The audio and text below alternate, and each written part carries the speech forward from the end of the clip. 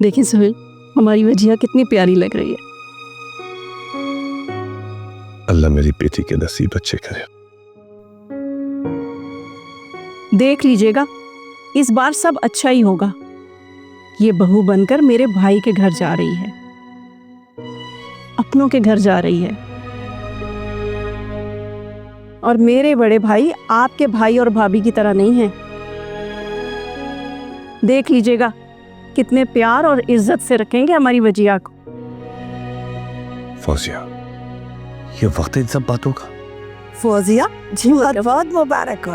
खैर मुबारक। अरे तुम यहाँ हो और नीचे मेहमान आने शुरू हो गए। चलो चलें। जी मलका आपा, चलें बस। चले चंदे लगा जी।